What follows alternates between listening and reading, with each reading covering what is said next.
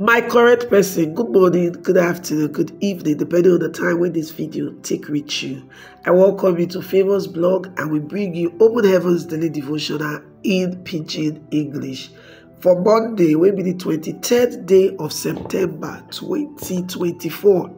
The topic we will look today now, Helpmeet Indeed, Part 1. And our Bible reading they come from the book of Genesis chapter 2. From verse 18 to reach 25. Genesis 2:18 to 25. Then God can say, good make only man dey. I go give her somebody wey go make belle sweet am. God make everything wey get life from the ground. He bring the commit man, wey make he give them name. And any name wey the man call any animal, na that name go follow am. So man can name all the animals, birds for the sky, and everything wey get life for the earth. But Adam don't see anything wey be like am. So God come make man sleep deep sleep, and as he dey sleep, God take one from the man rib, come use flesh cover the place. Then God come make another person from the rib wey he take from the man. Then he bring them come meet the man. Then the man say, at last this one bone come from my bone, and the flesh come from my flesh.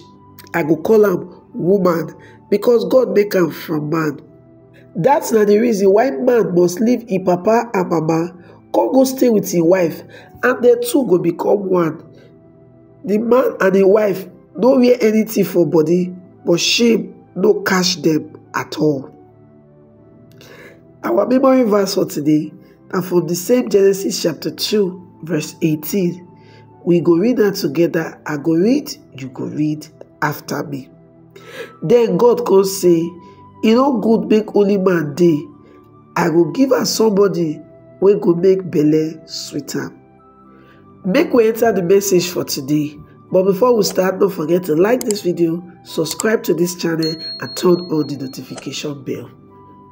When God start marriage for inside Genesis chapter 2, he make the man to be helpmeet for the man.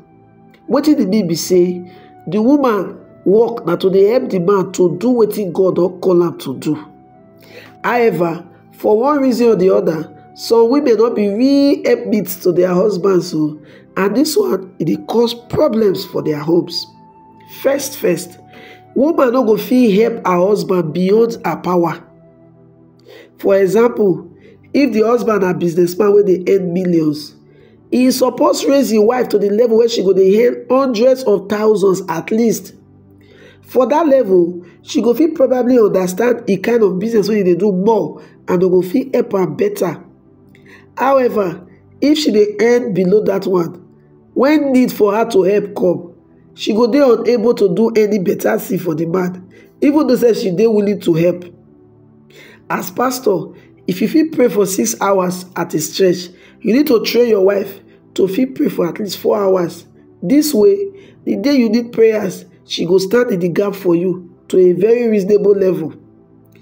If you don't fit send your wife go preach on your behalf for meeting where they invite you because you don't fit attend, that means say you never the trainer, and she never develop what it take to be your helpmeet. Ecclesiastes chapter 4 verse 9 to 10. Your helpmeet supposed to dey there to lift you up when you dey down. However, the strength of your helpmeet will determine whether they go fit lift you up for your down season or not. As a husband, if something terrible happen to you and you fall, you go fall to the level of your wife. Make I repeat this line again.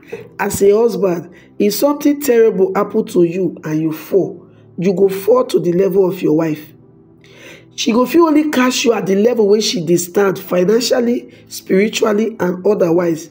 Therefore, if you don't lift her up to your level, or at least close to your level, your fall go great well for any season of fall wey you just get, because you go fit only depend on her resources to stay afloat until you start to dey rise again.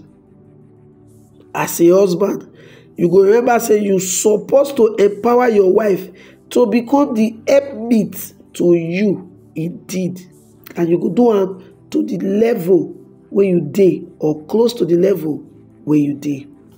Our action point for today be say, if you be husband, start to teach your wife relevant things wey go help her grow to the level where she go fit be a helpmeet to you indeed. Now here we take on to the end of our today message. Don't forget, say the topic we will consider today now, Helpmeet Indeed Part 1. And now from the Open Heavens Daily Devotional, where we say Pastor E.A. Adeboye, the General Overseer of the Redeemed Christian Church of God, right? Now there we for take our message for today. And our top favors blog, now you take receive the message. I beg, don't forget to like this video, share, comment, subscribe to this channel, and turn on the notification bell. I beg, if you don't subscribe, do it to help us share the video, make other people for call join us. We want to thank everybody that don't subscribe. Well, we say may God bless you.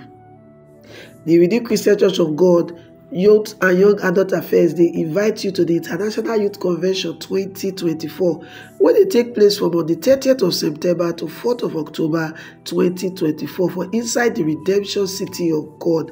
And the theme for this year convention are Dominion. Pastor E.A. Adeboye and other anointed ministers of God all dey tanda for the venue to take bless you on top the word of God wey God don place for their mouth. And for everybody wey go attend, na 1 week of free feeding and accommodation.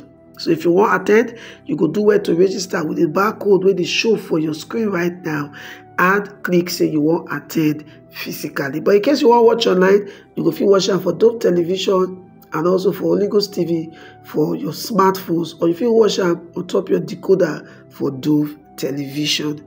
On top of our famous blog, we will drop updates from the Redemption City of God. Until we come your way again with another delicious video, my better person make it better for you.